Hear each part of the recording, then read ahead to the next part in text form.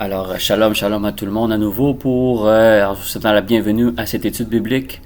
Aujourd'hui, nous allons parler sur le poids de ton sacrifice. Alors, évidemment, qu'est-ce que ça veut dire le poids de ton sacrifice? Premièrement, qu'est-ce que ça veut dire? Quel sacrifice qu'on parle? Alors, évidemment, le Seigneur m'a donné un bon exemple, mais évidemment, dans la parole de Dieu, il y a énormément d'exemples, évidemment, que ce soit dans l'Ancien Testament comme dans le Nouveau Testament, des personnes qui ont fait des sacrifices pour le Seigneur et ça a apporté beaucoup de poids dans la réponse de leurs prières, dans la réponse de leurs souhaits ou de leurs demandes. Que le Seigneur a sorti énormément de personnes, on pourrait dire, de cette montagne-là devant eux. Pourquoi? Parce qu'il y a un sacrifice qui a été fait. Et ça, on le sait, bien aimé, parce que c'est moi, j'ai quelqu'un qui a beaucoup prêché sur les dîmes et les offrandes. Et évidemment, pourquoi? Parce qu'évidemment, je l'ai expérimenté. Et aussi, ça a été quelque chose qui a été très, très difficile pour moi de obéir. C'est quelque chose ça m'a pris un peu de temps, mais le Seigneur m'avait donné une parole en sachant que si vraiment je collaborais dans les dîmes et vraiment je collaborais dans son ministère, le Seigneur m'avait donné une promesse. Évidemment, la parole de Dieu a déjà une promesse qui nous dit que en étant fidèle dans les dîmes et les offrandes, il a promis, mettez-moi au défi, je vais ouvrir les écluses des cieux pour vous et je menacerai celui qui dévore. Alors, c'est des promesses très très grandes que le Seigneur fait dans sa parole et on sait que dans sa parole, évidemment, le Seigneur ne ment pas, il ne ment jamais, mais encore moins dans sa parole. Et aujourd'hui, ce ne sera pas seulement vraiment sur les dîmes et les offrandes, mais c'est vraiment, quel que soit le sacrifice que vous faites pour le Seigneur, qui est pour l'avancement de son royaume, évidemment. Alors, la plupart du temps, c'est soit financier, c'est soit par le temps, soit par nos talents, quel que soit le sacrifice. Et quand on parle de sacrifice, bien aimé, ça me fait toujours penser à Abraham, évidemment, avec son fils Isaac. On en a parlé il n'y a pas longtemps, quand on parlait de l'adoration, qu'Abraham avait vraiment appelé ça adorer Dieu, d'aller sacrifier son enfant. Mais qu'est-ce que je veux revenir, c'est que un sacrifice, il faut comprendre que c'est quelque chose que pour toi, l'avoir fait, ça n'a pas été banal. Ça a été quelque chose qui a été difficile.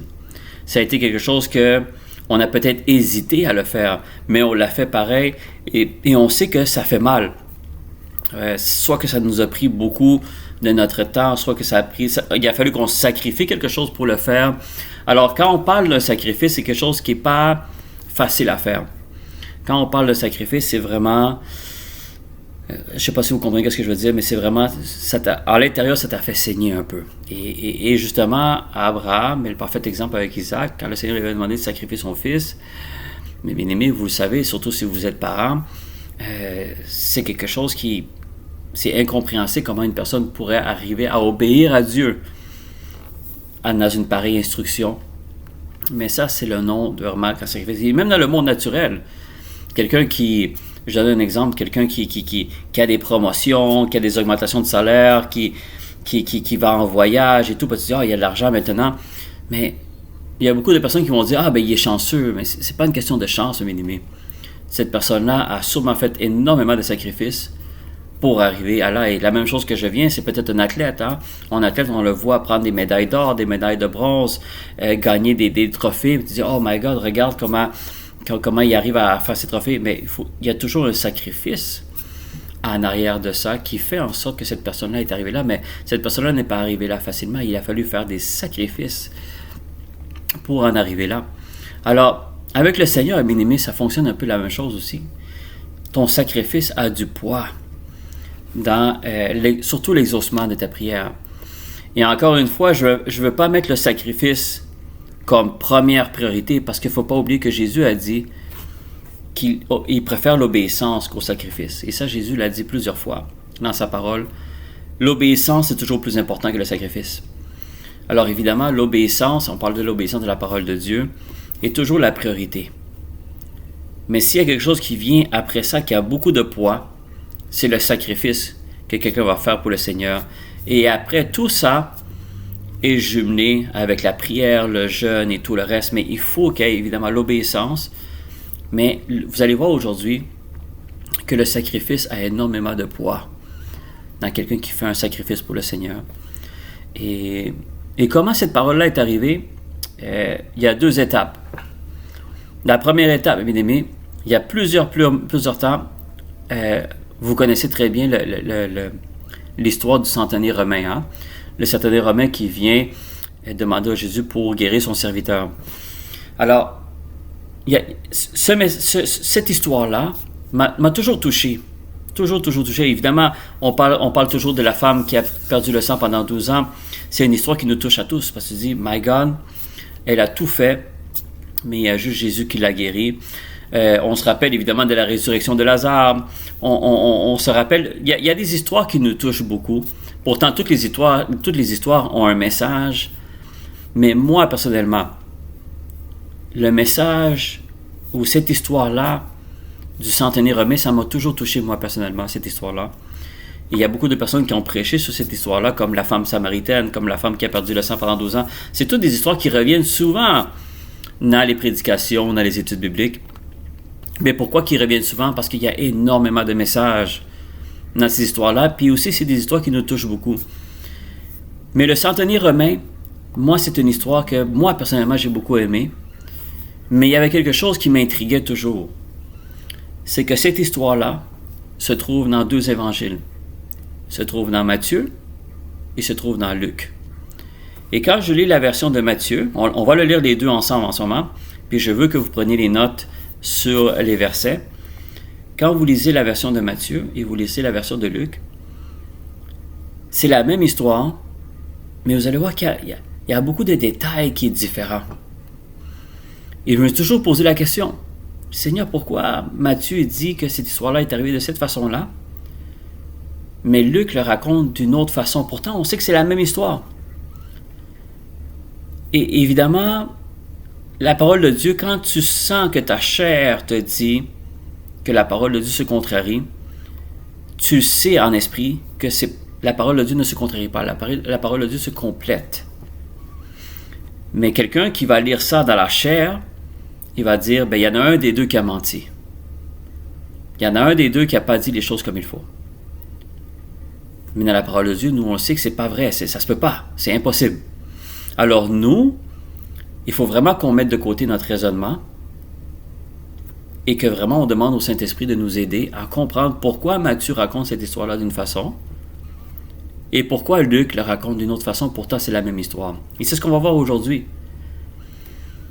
Alors, pour ceux qui sont là, qui m'écoutent, soit sur la ligne de prière ou qui m'écoutent par après sur Internet, si vous avez 2 Bibles, tant mieux. Parce que vous allez pouvoir garder les 2 pages ouvertes. Mais si vous avez juste une Bible devant vous, qu'est-ce que je vous conseille, c'est de prendre une feuille ou quoi que ce soit pour tenir l'autre page toujours disponible à réouvrir, parce qu'on va beaucoup balancer entre Matthieu 8 et Luc 7. Alors, si vous avez la parole de Dieu avec vous, ouvrez la première page dans Matthieu 8 et tenez une autre page ouverte prête à lire dans Luc 7. Parce que c'est là où est-ce qu'on parle du centenier. Alors, on va commencer avec Matthieu 8. C'est le verset 5 à 13. Et je vais le lire pour vous. Et après, on va lire Luc 7, verset 1 à 10. Alors, on va commencer avec Matthieu. La version de Matthieu, c'est chapitre 8, verset 5 à 13. 5 à 13, excusez-moi. Alors, le verset 5 commence. « Comme Jésus entrait dans Capernaum, un centenier l'aborda, le priant et disant, « Seigneur, mon serviteur est couché à la maison, atteint de paralysie et souffrant beaucoup. » Alors, le verset 7, Jésus lui dit, « J'irai et je le guérirai. » Le centenier répondit, « Seigneur, je ne suis pas digne que tu rentres sous mon toit, mais dis seulement un mot, et mon serviteur sera guéri. Car moi qui est soumis à des supérieurs, j'ai des soldats sous mes ordres, et je dis à un, va, et il va, et à l'autre, viens, et il vient, et mon serviteur fait cela, et il le fait. » Après avoir entendu Jésus dans l'étonnement, il dit à ceux qui le suivaient, « Je vous le dis en vérité, même en Israël, je n'ai pas trouvé une aussi grande foi. Or, je vous déclare que plusieurs viendront de l'Orient et de l'Occident et seront à table avec Abraham, Isaac et Jacob dans le royaume des cieux. Mais les fils du royaume seront jetés dans les ténèbres du dehors, où il y aura des pleurs et des grincements de dents. Alors le dernier verset, qui est le verset 13, il dit « Puis Jésus dit au centenier, va, qu'il te soit fait selon ta foi. » Et alors même, le serviteur fut guéri. Alors, vous voyez, ça c'est une version de l'histoire racontée par Matthieu. Et souvent, on se dit, j'ai plus confiance à la version de Matthieu. Pourquoi? Parce que Matthieu était un disciple, il était là. Quand ça s'est arrivé, il était présent. Luc, le médecin, c'était quelqu'un qu'on lui a raconté les faits et lui, il a écrit comment il a entendu qu'est-ce qui est arrivé. Luc n'était pas là, présent quand ça s'est arrivé. Mais vous allez voir que Luc, et vous voyez comment le Seigneur fait les choses, bien-aimés, le Seigneur ne met jamais rien dans sa parole par hasard. Il y a toujours une raison pourquoi le Seigneur écrit les choses de cette façon-là. Parce qu'il a utilisé des hommes, oui, c'est des hommes qui l'ont écrit, mais ils ont tous été inspirés par l'Esprit Saint. Alors oui, le Seigneur a utilisé des hommes pour écrire, évidemment, mais c'est toujours été Dieu qui a dicté exactement ce qui devait être écrit dans sa parole. Alors, moindrement on va lire Luc 7, versets 1 à 10, et vous allez voir que l'histoire n'est pas complètement pareille. Mais c'est là que nous, spirituellement, il faut se poser la question, Seigneur, pourquoi j'ai deux versions de la même histoire? Et vous allez voir, vous allez comprendre que tout simplement, ça se complète. Les deux histoires se complètent. C'est pour ça que quand on dit de lire et méditer la parole, on dit, mais il ne faut pas juste la lire, il faut que tu la médites. Il faut que tu te poses des questions. Et moi, pourquoi j'ai reçu ce message-là? C'est parce que je me suis posé la question. J'ai dit, Seigneur, pourquoi il y a deux versions? C'est la même histoire, mais il y a deux versions de faits. Et à force de lire ça, mes bien-aimés, la même semaine, cette semaine qui vient de passer, comme ça, je suis tombé sur une prêche d'un homme de Dieu qui parlait exactement de ça. Qui nous expliquait vraiment les deux versions. Mais pendant que cet homme de Dieu-là expliquait les deux versions, c'est là que le Saint-Esprit il m'a fait réaliser quelque chose dans ce message-là que je n'avais pas jamais vu auparavant. Et cet homme de Dieu-là l'avait vu, parce que lui non plus, il ne l'avait pas vu. Alors, le Saint-Esprit a donné des révélations à plusieurs personnes, mais ce n'est pas tout le monde qui a cette révélation-là. Mais ceux qui veulent avoir la révélation, bien aimé, c'est ceux qui veulent méditer sur la parole et qui veulent comprendre la parole. C'est pour ça que c'est très important de vouloir comprendre la parole. Et quand cet homme de Dieu-là, il parlait, c'est comme si le Seigneur me parlait, puis qu'il m'a donné la réponse de ce que moi je cherche. Parce que le Seigneur peut utiliser quelqu'un aussi pour te donner la réponse. Et c'est pour ça que quand j'ai entendu ce message-là, puis j'ai eu la réponse à ma question, et en plus, j'ai pas seulement eu la réponse à ma question, le Seigneur m'a donné encore plus de révélations. Et cet homme de Dieu-là que j'écoutais, le Seigneur a parlé à travers cet homme-là, il m'a donné ce message-là que je suis en train de vous donner aujourd'hui. Et j'étais tellement béni quand j'ai reçu ce message-là que je devais le partager. Cette semaine, j'avais un autre message, mais j'ai tellement été touché, le Seigneur m'a tellement convaincu que c'est ce message-là que je devais partager aujourd'hui. Je vous le partage aujourd'hui, mes amis. Et vous allez comprendre. Luc 7, versets 1 à 10. C'est la même histoire. Mais vous allez voir qu'il y a encore des différences. Vous allez réaliser que celle de Matthieu, je trouve que c'est celle-là où est-ce qu'on prêche le plus souvent. C'est celle de Matthieu. Mais vous allez voir que celle de Luc, il y a une réponse à quelque chose que Matthieu ne donne pas le détail. Et vous allez voir. Luc 7, versets 1 à 10. Après avoir achevé tous ses discours devant le peuple, il écoutait Jésus entrant en Capernaum. Alors vous voyez, c'est la même chose, mais il y a un petit peu plus de détails. Mais c'est exactement la même chose, il est en train de rentrer à Capernaum. Et regardez ce qu'il dit le verset 2. Il dit, un centenier avait un serviteur auquel il était très attaché, qui se trouvait malade, sur le point de mourir. Alors vous voyez comment c'est un peu différent. L'autre, c'est une paralysie qui a besoin de guérison. Là, il parle que il se trouvait très malade, mais aussi il y a un détail très important, c'est que dans la version de Luc, il parle vraiment que le serviteur, le centenier était très attaché à lui. Bon, on va aller plus en détail après, mais dans celle de Matthieu, il parle de son serviteur qui couchait à la maison, qui est paralysé, puis qui souffre beaucoup. Mais on dirait que la version de Matthieu ne nous parle pas que pour le centenier, le serviteur, c'est quelqu'un qui est très attaché. C'est pas juste un serviteur. La parole de Dieu dit, il était très attaché à lui. Et en plus, il est sur le point de mourir. Alors, c'est beaucoup plus que juste malade et souffrir. Là, il est en train de mourir. On continue, verset 3. Ayant entendu parler de Jésus et lui envoya quelques anciens des Juifs, très important, notez cela. Le centenier n'est pas allé personnellement vers Jésus. Il a envoyé des anciens, des Juifs, pour le prier de venir guérir son serviteur. Après, je vais vous expliquer ça pour y aller en détail. Je vais le lire, puis après, on va expliquer. Vous voyez, d'une façon, il y a le centenier vient, l'autre, c'est des serviteurs qu'il envoie. Mais les serviteurs, c'est pas n'importe qui, c'est des Juifs. Ils arrivèrent auprès de Jésus et lui adressèrent d'instances supplications, disant « Il mérite que tu lui accordes cela. » Verset 5. « Car il aime notre nation, et c'est lui qui a bâti notre synagogue. » Vous voyez, ça, ce détail-là, on ne le voit pas dans Matthieu. 6, verset 6. « Jésus étant allé avec eux, n'était guère éloigné de la maison, quand le centenier envoya des amis pour lui dire « Seigneur, ne prends pas tant de peine, car je ne suis pas digne que tu rentres sous mon toit. » Verset 7. « C'est aussi pour cela que je ne me suis pas cru digne d'aller en personne vers toi. Mais dis un mot, et mon serviteur sera guéri. Car moi qui sois soumis à des serviteurs, j'ai des soldats sous mes ordres, je dis un va, et il va, et à l'autre vient, et il vient. Fais cela, et il le fait. » Alors, encore une fois, il explique un peu comme son travail. Alors, encore une fois, c'est la démonstration de sa foi. Lorsque Jésus entendit ces paroles, il admira le centenier. Il se tourna vers la foule qui le suivait et lui dit « Je vous le dis, même en Israël, je n'ai pas trouvé une si grande foi. » Verset 10, le dernier verset de l'histoire. De retour à la maison, les gens envoyés par le centenier trouvèrent guéri le serviteur qui avait été malade. Alors évidemment, bien aimé, quand vous lisez les deux versions, c'est ça la question que je me posais. Il y a beaucoup de différences. Il y a beaucoup de choses qui ne sont pas pareilles. Matthieu nous dit un centenier l'aborda. Alors nous, la première chose, on se dit, le centenier est allé en personne vers Jésus. Mais Luc est en train de dire que le centenier n'a jamais été en personne avec Jésus. Mais quand tu analyses l'aborda, nous, on pense que automatiquement, il est allé vers Jésus. Mais tu peux aborder quelqu'un à travers d'autres personnes. Tu n'es pas obligé d'aborder quelqu'un en personne.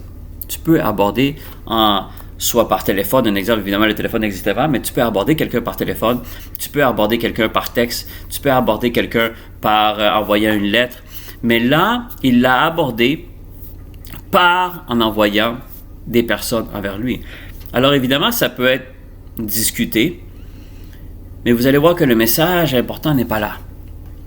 Le message est important parce que moi, qu'est-ce qui me touche beaucoup dans cette histoire-là? Pourquoi c'est le message du centenier m'a toujours touché, bien aimé? C'est parce qu'il y a quelque chose qui m'a toujours troublé. Et j'essayais de comprendre. Le centenier, on sait très bien qu'il est une personne qui ne suivait pas les commandements de Dieu. C'est pas quelqu'un qui était juif. C'est pas quelqu'un qui, mettons, on pourrait le considérer aujourd'hui, il n'était pas chrétien. Il ne suivait pas les commandements de Dieu. Il n'y avait pas une vie. Évidemment, le Seigneur, la parole de Dieu ne nous la parle pas, mais le centenier n'était pas quelqu'un qui vivait dans la sanctification. C'est pas quelqu'un qui respectait la parole de Dieu ou encore moins les commandements de Dieu. Et encore moins, il n'était même pas juif. Alors ça, c'est quelque chose qui m'a toujours fait réfléchir. Pourquoi Jésus a agi de cette façon-là? Il était prêt, évidemment, on sait que Jésus était prêt à aider tout le monde, mais quand vous analysez la parole de Dieu, on va le voir plus loin, Jésus n'était pas venu au début de son ministère pour les païens. Il était venu pour le peuple d'Israël. Quand vous regardez dans le verset 11, dans Matthieu 8, verset 11, il dit « Or, je vous déclare que plusieurs viendront de l'Orient et de l'Occident et seront à table avec Abraham, Isaac et Jacob dans le royaume des cieux. » Alors, quand il parle de l'Orient et de l'Occident, ça veut dire que c'est du monde qui viennent de loin. C'est pas des personnes qui sont là en ce moment.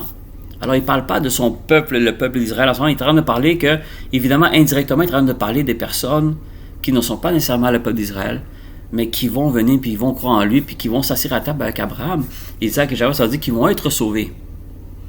Et le verset 12, il dit « Mais les fils du royaume seront jetés dans les ténèbres du dehors.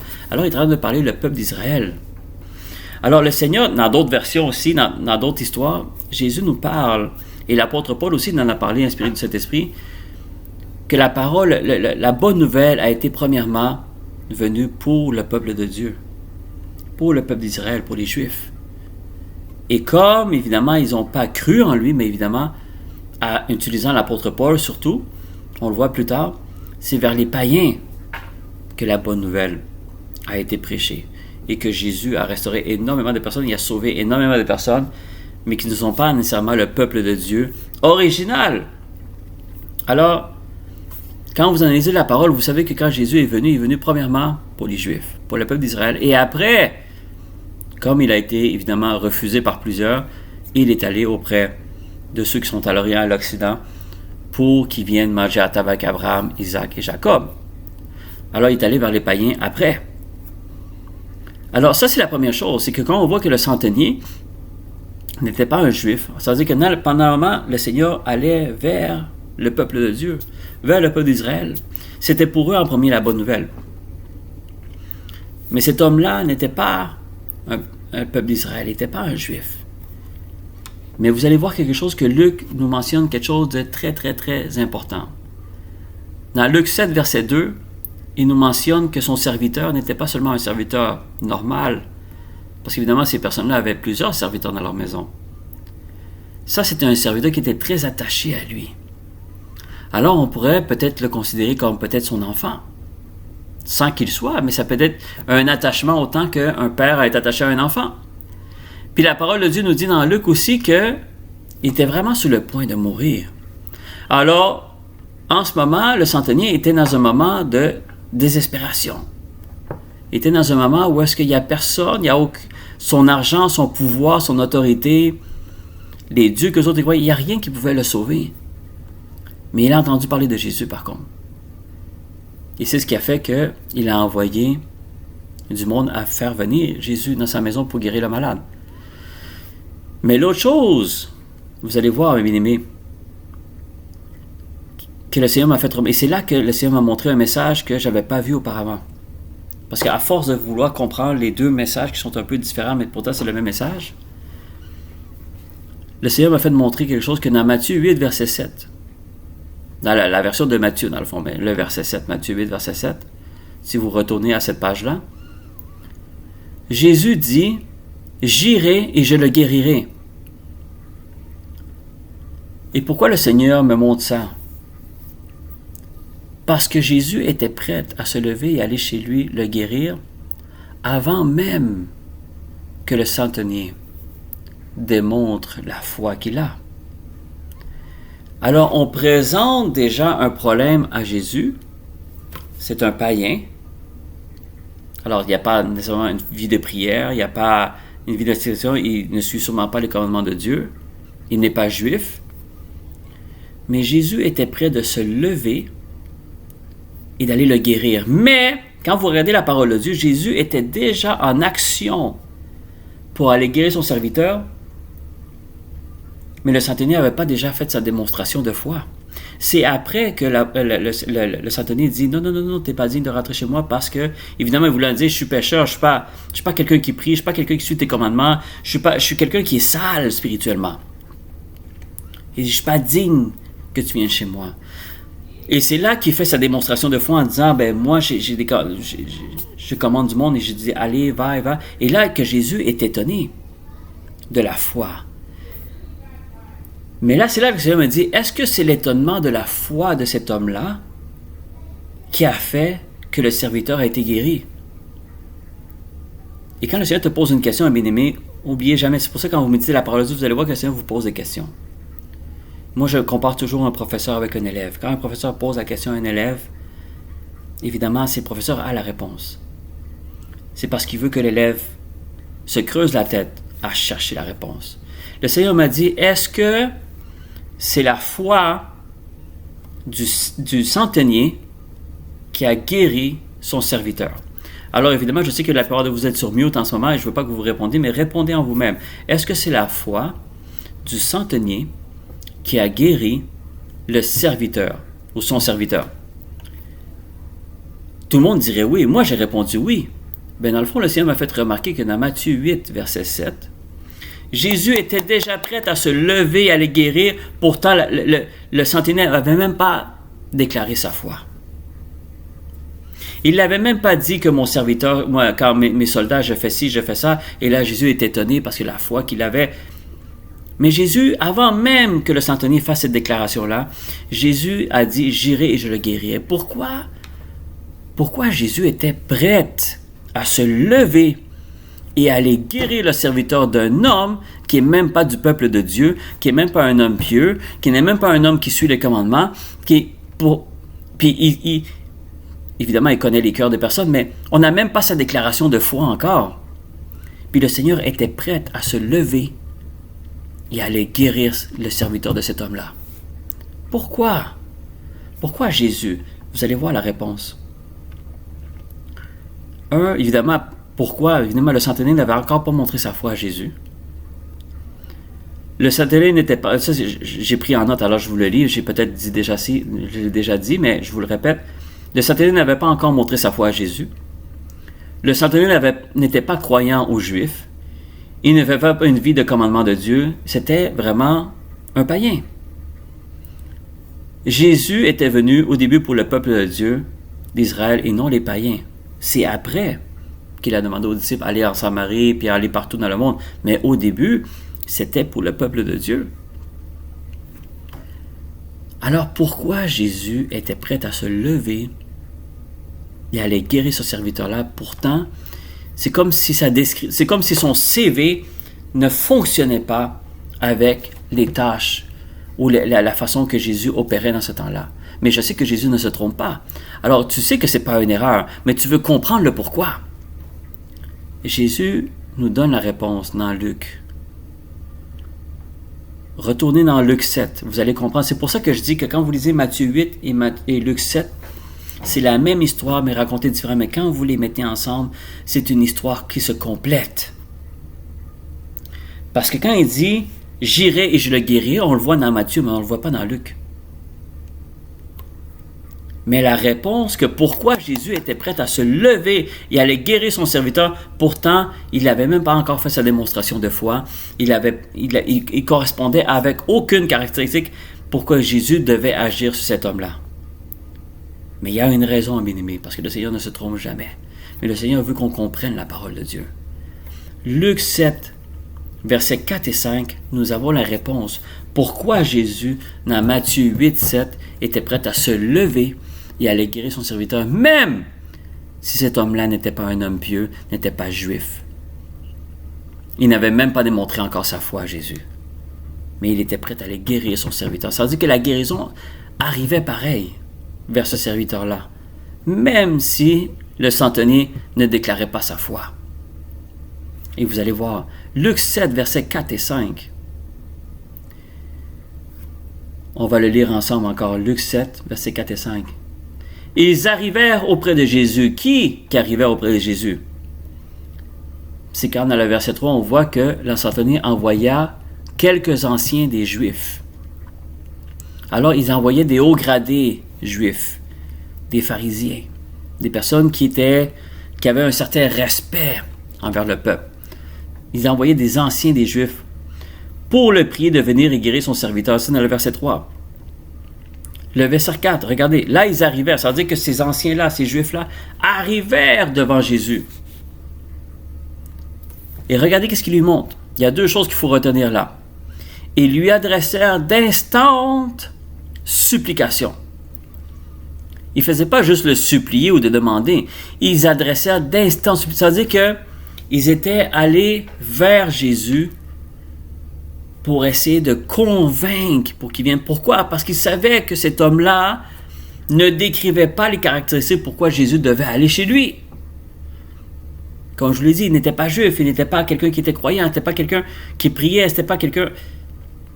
Alors les Juifs devaient insister pour que Jésus vienne. Parce que les Juifs qui croyaient en lui ou pas, on n'a pas d'importance, la parole de Dieu ne nous le dit pas, mais ils savaient que ça ne décrivait pas la description que Jésus devait aller dans sa maison. Eux autres, ils pensaient vraiment que Jésus allait dire non, Pour quelqu'un comme ça, je ne suis pas venu pour lui en premier. Je suis venu pour le peuple de Dieu. Et il aurait eu raison si Jésus a répondu ça, parce que c'était ça sa mission en premier. C'est pour ça que les Juifs, les anciens des Juifs qui étaient là, devaient adresser d'instantes supplications. Ça veut dire qu'ils ont intercédé pour l'officier romain. Ils ont intercédé pour lui devant Jésus, pour l'insister. Et regardez qu'est-ce qu'il dit. Dans le verset 4 toujours, Luc 7, verset 4, il dit « Il mérite que tu lui accordes cela. » Qui peut dire au Seigneur qui mérite quoi que ce soit? Pourtant, il n'y a personne qui mérite quoi que ce soit parce que tout est fait par grâce. Mais les Juifs, dans leur instant de supplication, ils ont dit à Jésus, mais cet homme-là mérite vraiment que tu viennes. Et regardez le verset 5, mes bien-aimés. C'est pour ça que le Seigneur m'a donné ce titre-là. Le poids de ton sacrifice. Le verset 5, c'est quelque chose que dans Matthieu, on ne voit pas. Luc 7, verset 5, on ne voit pas ça dans la version de Matthieu. Il dit, car il aime notre nation. Alors évidemment, les Juifs sont toujours en train d'intercéder devant Jésus pour lui dire que le centenier, là, il aime notre nation. Alors, ce n'est pas tous les centeniers qui aimaient les Juifs, au contraire, c'était des ennemis. Mais les Juifs étaient prêts à intercéder pour lui, parce que le centenier romain a fait quelque chose que plusieurs centeniers romains n'ont pas fait. Et c'est lui qui a bâti notre synagogue. Le centenier romain a bâti la synagogue de ces anciens Juifs-là. Alors évidemment, bâtir une synagogue, mes bien-aimés, ça coûtait beaucoup de sous. Évidemment, le centenier, c'est quelqu'un qui avait les moyens pour construire ça, mais il n'était pas obligé de le faire. César, qui évidemment, parce qu'il était tout sous les ordres de César, n'avait jamais dit, bâtissez des synagogues aux Juifs. Non, jamais. Il l'a fait parce que, dans son cœur, malgré qu'il n'était pas juif, malgré qu'il n'était pas croyant, il aimait le peuple juif, il aimait le peuple de Dieu. Il avait un certain respect. Pourquoi? On ne le sait pas. Mais il avait un respect pour le peuple de Dieu. Il aimait les Juifs.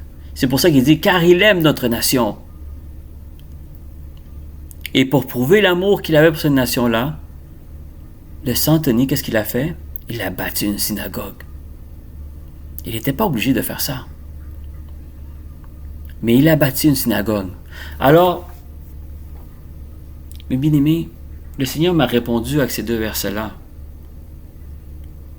Pourquoi Jésus était prêt à se lever et à aller guérir son serviteur? Plusieurs d'entre nous ont répondu, c'est parce qu'il avait la foi. Il était étonné de la foi qu'il avait. Dans les deux versions, on voit que Jésus était étonné de la foi du centenier. Et dans la version de Matthieu, on voit que dans la version de Matthieu, chapitre 8, verset 13, il dit, « Puis Jésus dit au centenier, va qu'il soit fait selon ta foi. » Et à l'heure même, le serviteur fut guéri. Alors, automatiquement, quand l'histoire finit, on pense toujours que c'est la foi de cet homme-là qui a fait en sorte que son serviteur a été guéri. Le Seigneur me dit, lis comme il faut ma parole. Parce que quand Jésus dit, j'irai et je le guérirai, il n'y a pas eu la démonstration de foi encore. La démonstration de foi du centenier n'a pas été faite encore. Et laissez-moi finir cette étape-là. Et je vais vous expliquer pourquoi le Seigneur dit « La foi a guéri ton serviteur ». Je vais vous le comprendre parce que c'est comme la deuxième étape de mon message. En premier, je veux que vous compreniez que Jésus était prêt à se lever et à aller guérir son serviteur. Alors la guérison s'en allait vers son serviteur. Jésus était déjà en marche pour aller chez lui. Il était proche de la porte de la maison de cet homme-là quand le centenier a fait comme « Non, tu t'arrêtes là, fais-toi pas trop de mal, tu n'as pas besoin de rentrer dans la maison ». Alors Jésus s'en allait guérir cet homme-là. Mais le centenier n'avait jamais fait de démonstration de sa foi encore. Et c'est pour ça que quand le Seigneur m'a posé la question, est-ce que c'est la foi du centenier qui a guéri son serviteur? Alors je savais que quand le Seigneur me pose cette question-là, je savais déjà que la réponse était non. Pourtant, tout est fait par la foi, vous comprenez ce que je veux dire, mais oui, il y a eu la foi, a eu une certaine influence, et on va le voir après dans la deuxième partie, vous allez comprendre qu'est-ce que je veux dire. Mais je veux qu'on comprenne que dans Matthieu 8, verset 7, Jésus était déjà prêt à se lever et à aller guérir cet homme-là sans avoir eu la démonstration de la foi, qui a étonné Jésus en plus. Faut vraiment le mentionner, parce que la foi du centenier a étonné Jésus. Et on s'entend que dans la parole de Dieu, il n'y a pas grand monde qui étonne Jésus. Au contraire, la plupart du monde décevait Jésus. Mais il n'y a pas grand endroit où est-ce qu'on voit que Jésus est étonné de la foi de quelqu'un. Mais le centenier en était un. Alors, il ne faut pas banaliser la foi que cet homme-là avait avant Jésus. Mais qu'est-ce que je veux dire? C'est que la décision de Jésus d'aller chez lui et d'aller le guérir, ça n'a pas été dans la démonstration de la foi de cet homme-là, ça a été avant.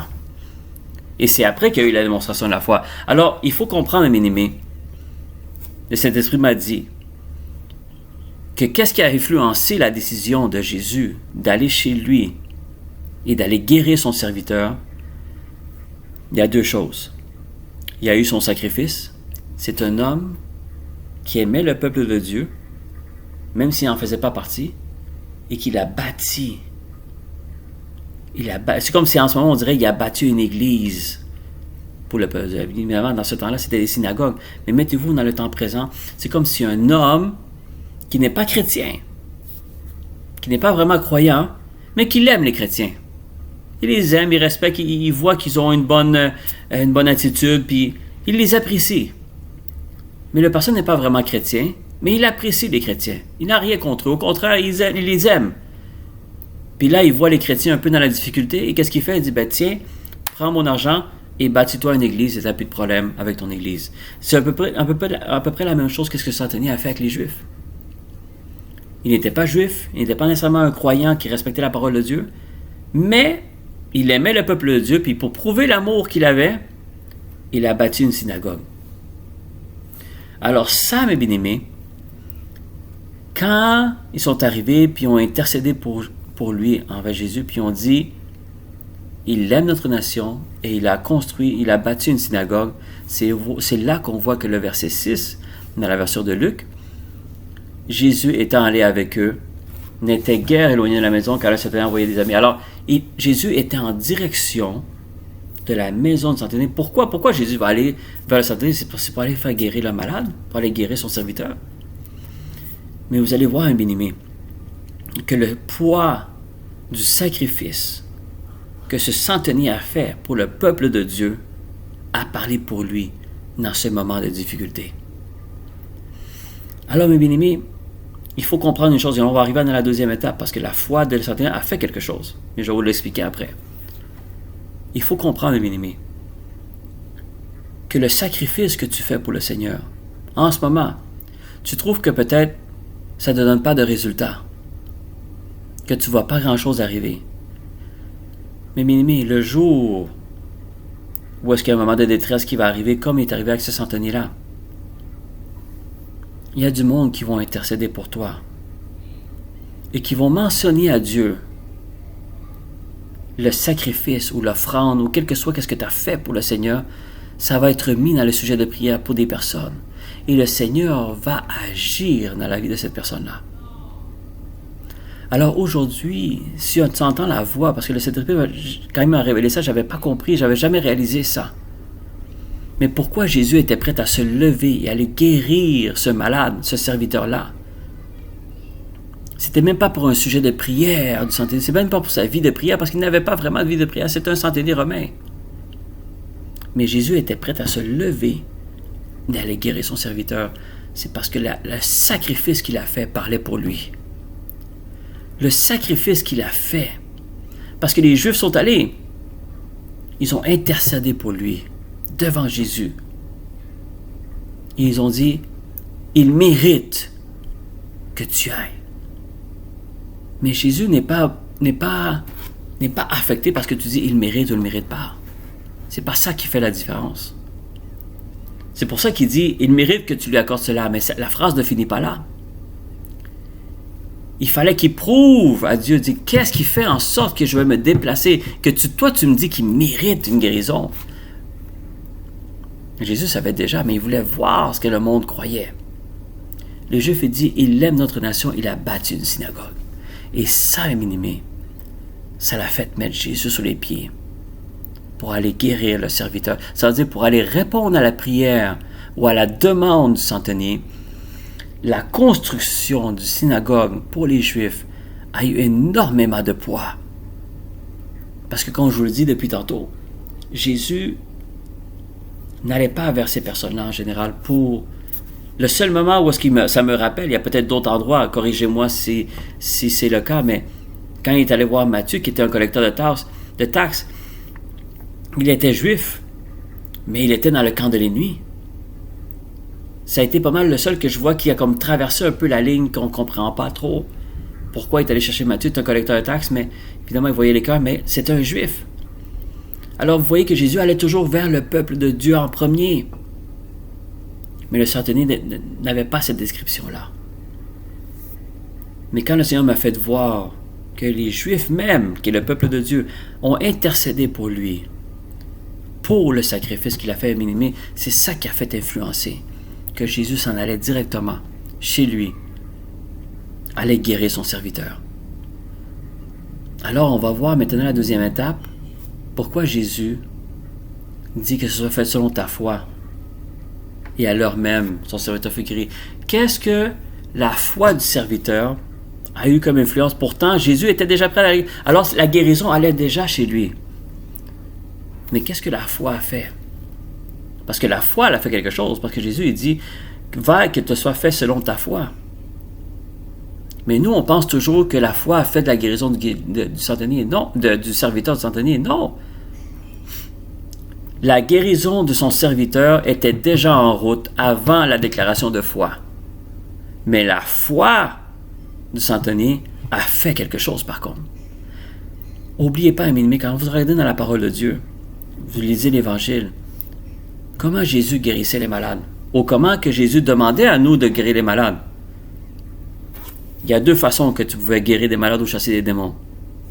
Par imposition des mains ou par une déclaration d'une parole vers la personne. Alors quand on voit comment Jésus opérait, pour qu'une personne soit guérie ou restaurée, il était toujours en train de soit d'imposer les mains ou soit en train de déclarer une parole. Alors la foi du serviteur, du centenier, qu'est-ce que le Seigneur m'a dit et qu'est-ce que j'ai eu comme enseignement aussi, que c'est là que j'ai compris parce que le Seigneur m'a répondu par rapport à cet enseignement-là. La foi du serviteur a fait en sorte que Jésus n'a pas eu besoin d'imposer les mains au serviteur et n'a pas eu besoin de déclarer une parole au serviteur. Mais que tout a été fait en distance. Pourquoi? Parce que la foi du serviteur, du centenier, c'était quoi l'exemple qu'avait donné le centenier? Retournons dans le verset 9 dans Matthieu 8.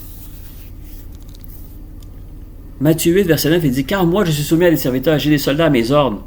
Si je dis à l'un va, et il va, à l'autre viens, et il vient, et à mon serviteur fais cela, et il le fait. » Alors, la foi qu'il avait, le centenier, c'était que j'ai pas besoin d'être physiquement avec mon soldat. Je peux y envoyer quelque chose à distance, et si moi j'ai dit fais cet ordre-là, il va le faire. J'ai pas besoin d'être à côté de lui pour lui dire. Il n'a pas besoin d'être à côté de moi. Je suis capable de faire ça à distance. Et quand on regarde dans la version de Luc, chapitre 7,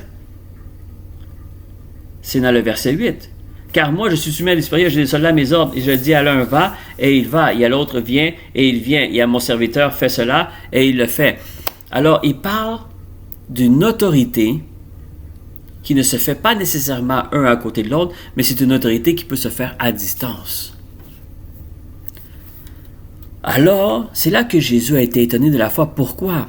Parce que le centenier était convaincu que Jésus pouvait guérir son serviteur, même s'il ne rentrait pas chez lui. Même s'il n'était pas chez lui, il savait, je sais que tu es capable. Je sais que tu as cette autorité-là. Et c'est ça que Jésus était étonné. Parce que tout le monde s'attend à une imposition des mains ou à une déclaration d'une parole. Mais Jésus, c'est ce qu'il allait faire. Il allait sûrement imposer les mains à ce serviteur-là ou déclarer une parole, un des deux. Mais quand il dit ta foi a guéri ton serviteur, ça veut dire que la foi du centenier C'est pas lui qui a fait la guérison du serviteur. Qu'est-ce qu'il a fait? C'est que le serviteur a été guéri à distance, sans même que Jésus puisse imposer les mains ou déclarer une parole. C'est ça que la foi du centenier a fait. La foi du centenier a fait en sorte que Jésus n'a pas eu besoin de rentrer chez lui et que son serviteur a été guéri.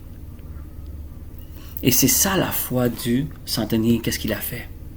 Il a fait quelque chose que Jésus ne faisait pas d'habitude. Jésus devait imposer les mains ou déclarer une parole.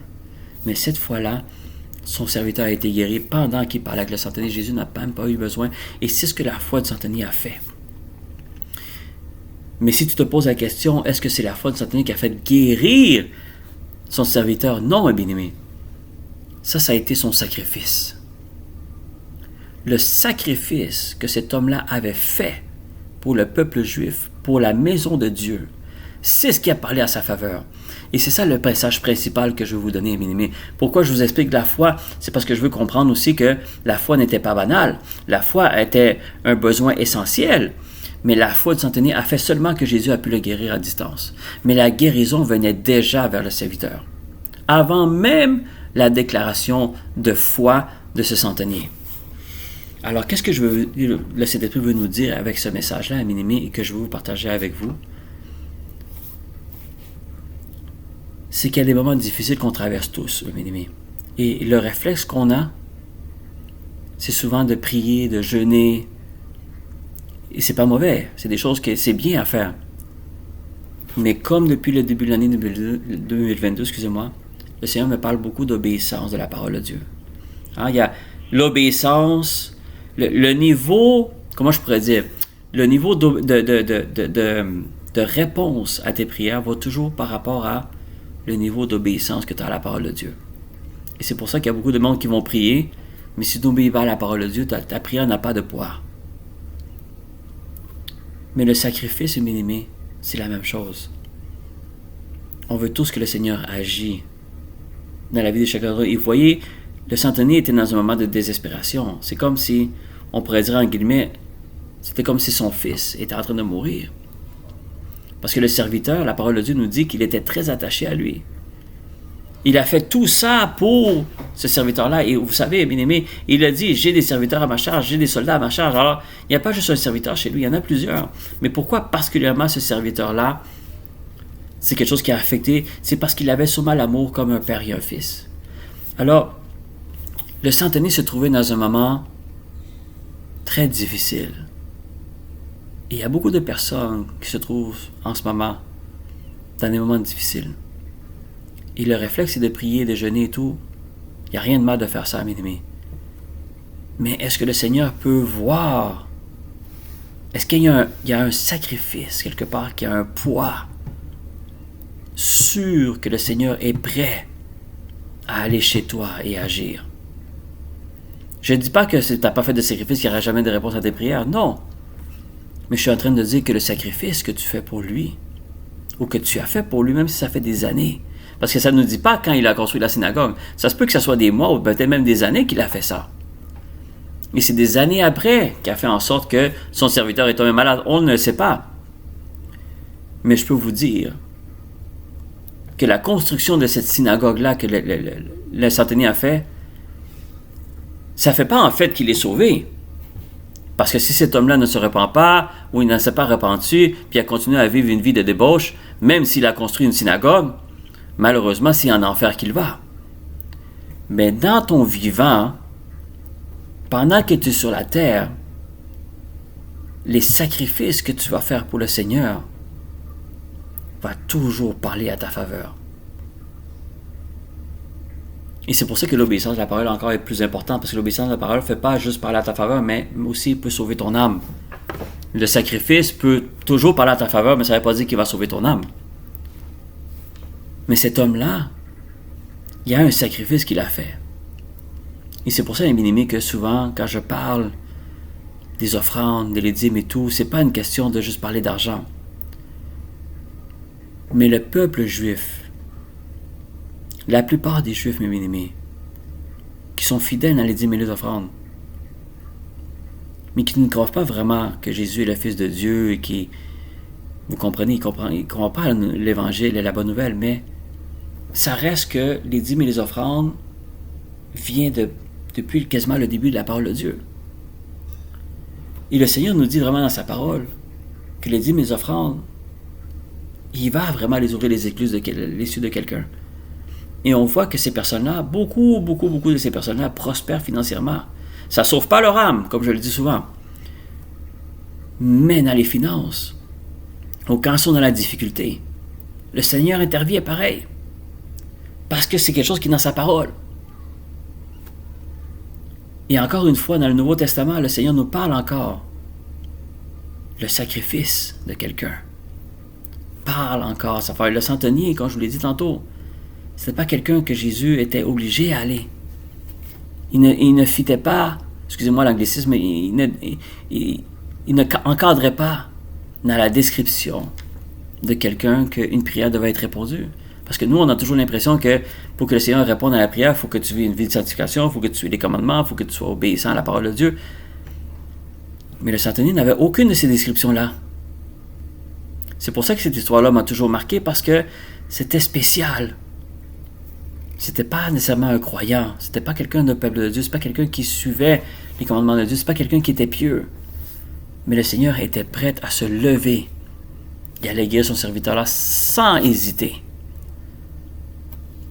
Et le Seigneur m'a fait remarquer que le sacrifice qu'il a fait pour le peuple de Dieu a influencé la décision de Jésus.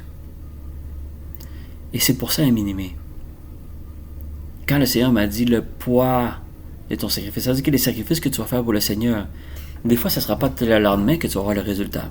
Mais tôt ou tard, quand l'ennemi va vouloir te faire du mal, quand l'ennemi va vouloir te faire échouer, quand l'ennemi va vouloir te faire...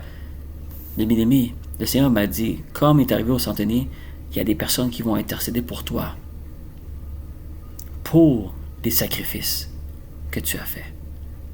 Et dans l'Ancien Testament, il y a plusieurs exemples comme ça.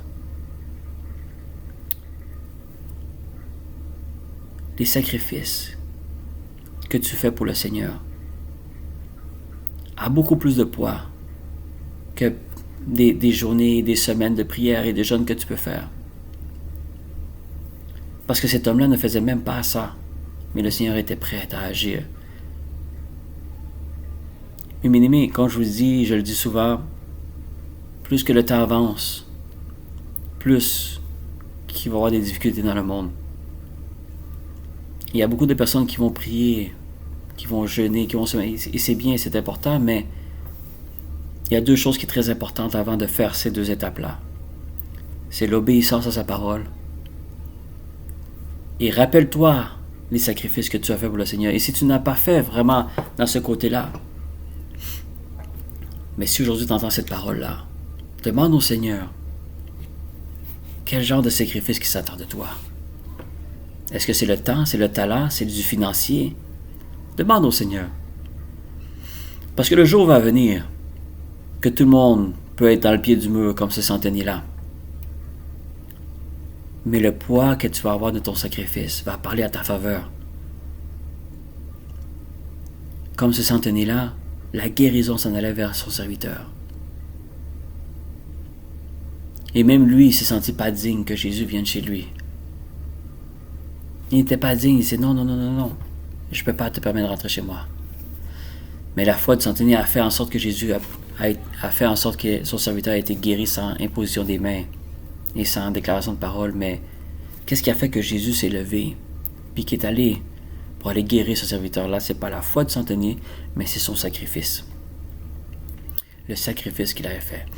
Et toujours quand tu fais du sacrifice pour le Seigneur, surtout dans le ministère où est-ce que vous êtes en ce moment, quand il arrive le moment de difficulté, quand l'Église se lève à prier pour toi, croyez-moi que les premières choses qu'ils vont faire pour intercéder devant Jésus, c'est qu'ils vont rappeler qu'est-ce que tu as fait pour leur synagogue, pour leur Église, pour leur ministère. Ils vont intercéder et le Seigneur va nous montrer dans cette histoire-là qu'il va agir. Et il va agir pourquoi? Parce que tes frères et sœurs vont supplier Jésus en disant il faut que tu le guérisses. Il faut que tu fasses quelque chose. Il faut que tu le sortes dans cette difficulté-là. Pourquoi? Parce que il a fait ça, il a fait ça, et il a fait ça à l'Église. Jésus sait déjà qu'est-ce que tu as fait. Mais quand eux autres vont intercéder à ta faveur pour dire, Jésus, n'oublie pas, il a fait ça. N'oublie pas, elle a fait ça. N'oublie pas, il a fait ça. Mais bien aimé, ça va parler toujours en ta faveur. Ça va toujours parler en ta faveur. Et des fois, les sacrifices, c'est pas nécessairement que tout le monde sache qu'est-ce que tu fais à l'Église. Mais la personne concernée, qu'elle soit au courant, je peux vous garantir que cette personne-là, elle va intercéder pour vous. Mais elle va toujours dire à Jésus, n'oublie pas ce qu'il a fait. N'oublie pas ce qu'elle a fait. Et le Seigneur nous montre, pas seulement dans cet exemple-là du centenier, dans beaucoup d'endroits dans la parole de Dieu, il nous montre que le sacrifice a du poids.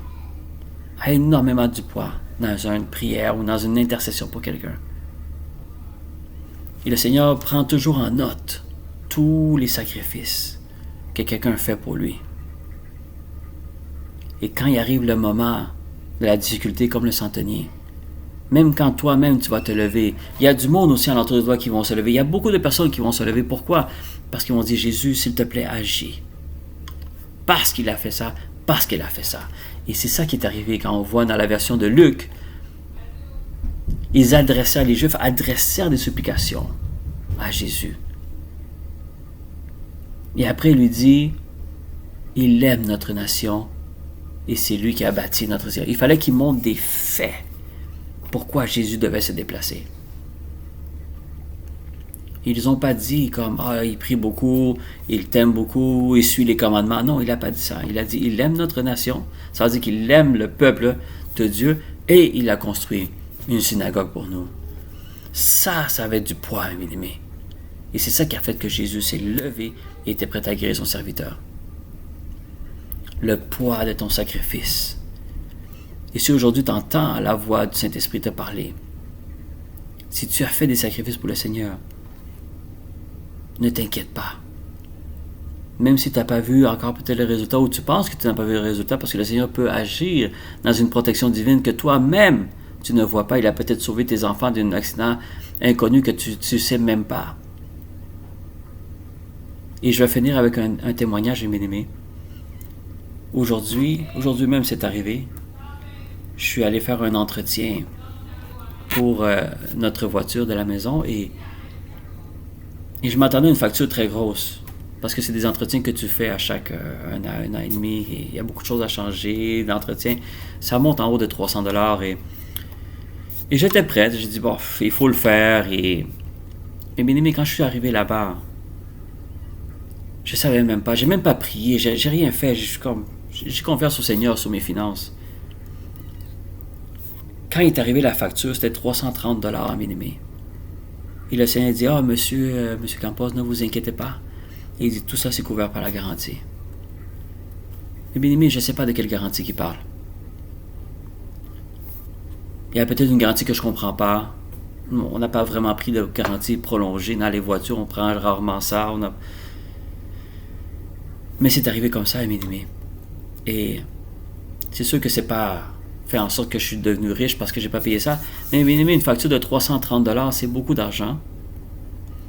Et le Seigneur a fait en sorte, je ne sais pas de quelle façon, et je ne me pose pas plus de questions parce qu'aujourd'hui encore à ma femme, je disais, je ne comprends pas. Et le Seigneur, ma femme a dit, ne cherche pas à comprendre. Prends-le, bénis le Seigneur et donne-lui gloire. Alors tout ça, et moi j'ai rien demandé, bien aimé, et comme je dis, j'ai même pas prié là-dessus. J'ai rien fait. Je suis allé normalement, et le Seigneur, le monsieur a fait comme, ne vous inquiétez pas, monsieur Campos, tout ça, là, tout ce qu'on fait là en ce moment, c'est couvert par la garantie. 330$ bien aimé. Alors, évidemment, ça a l'air banal, mais c'est toutes des petites choses, des fois. Que soit ce soit tes dîmes, tes offrandes, ou quel que soit le sacrifice que tu fais pour lui. Des fois, pour toi, ça a l'air peu. Mais pour le Seigneur, c'est beaucoup. Et comme la femme qui a donné le 2$ et l'autre personne avait donné un gros montant, il a dit, regarde, cette femme-là a donné beaucoup plus que les autres. Pourquoi? Parce que c'était un sacrifice. C'était difficile pour elle parce que le 2$, c'était la seule chose qu'elle avait. L'autre monsieur qui avait donné un gros montant, c'était du surplus. Alors c'est ça, mes bien-aimés. Si c'est le temps maintenant que tu veux demander au Seigneur, qu'est-ce que tu peux faire comme sacrifice pour lui? Demande, prie, cherche à voir qu'est-ce que le Seigneur a besoin. Et ne te gêne pas. Fais-le. Ne t'inquiète pas. Pourquoi? Parce que ce sacrifice-là va toujours parler en ta faveur. Et ne le fais pas pour ça seulement. Fais-le pour amour, comme le centenier. Il l'a fait pour amour. Il dit, il aime notre peuple. À cause de cet amour-là, il a fait qu'il a construit la synagogue. Il n'a pas construit la synagogue parce qu'il dit, un jour, le Seigneur va répondre à la prière. Non, il l'a fait par amour. Mais moi, je peux vous dire aujourd'hui que ces sacrifices-là, un jour, va parler toujours à votre faveur. Et ça ne sera pas juste une fois, ça va toujours vous suivre. Alors, je demande vraiment que le Seigneur vous bénisse, bien-aimés, et que vous pouvez méditer sur cette parole-là, que vous pouvez voir comment ces deux histoires-là sont racontées différemment, mais pourtant c'est la même histoire, c'est parce que quand vous les mettez ensemble, ça se complète, bien-aimés. Ça se complète. Alors tout sacrifice que tu fais pour le Seigneur, bien-aimé, ça va toujours, toujours avoir du poids devant Dieu. Alors je demande que le Seigneur vous bénisse abondamment et que cette parole-là puisse rentrer, tomber dans une bonne terre dans vos cœurs, bien-aimés, et que le Seigneur puisse agir dans la vie de chacun d'entre vous. Soyez bénis. Shalom à tous. Amen.